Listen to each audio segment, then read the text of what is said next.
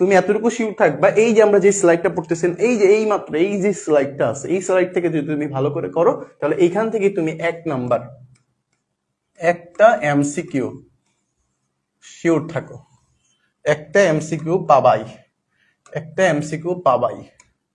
বুঝতে পারছি? সো তুমি দেখো, মাত্র জাস্ট এই একটা স্লাইড পড়লে তুমি 1 নাম্বার শিওর। আর পরীক্ষার সময় কিন্তু 1 নাম্বারই তোমার জন্য অনেক কষ্টকর হয়ে যাবে। সো একটু খেয়াল করো, আমরা অলরেডি বললাম বিচ্ছিন্ন চলক মানে কি, যে চলকের মান কেবলমাত্র কি থাকবে, পূর্ণ সংখ্যা থাকবে। পূর্ণ সংখ্যা মানে কি, যেখানে দশমিকের মান, ভগ্নাংশের মান এগুলা আসবে না। উদাহরণ কি কি? জনসংখ্যা, পাখির সংখ্যা, প্রাণীর সংখ্যা এবং জন্মসাল। আশা করি ক্লিয়ার সবার। এবার আসো অবিচ্ছিন্ন চলক। অবিচ্ছিন্ন চলক কি? যে চলকের মান যে কোনো বাস্তব সংখ্যা হতে পারে তাকে বলা হয় কি, অবিচ্ছিন্ন চলক। এখন ভাই বাস্তব সংখ্যা মানে কি? বাস্তব সংখ্যা মানে কিন্তু তুমি যে লেখো যে 2.5, এটাও কিন্তু বাস্তব সংখ্যা। 2.3 তুমি যদি লেখো 32.5, এটাও কিন্তু বাস্তব সংখ্যা। বাস্তব সংখ্যা, বাট ওইটা কিন্তু পূর্ণ সংখ্যা না। সো বাস্তব সংখ্যা যদি থাকে, কি থাকে?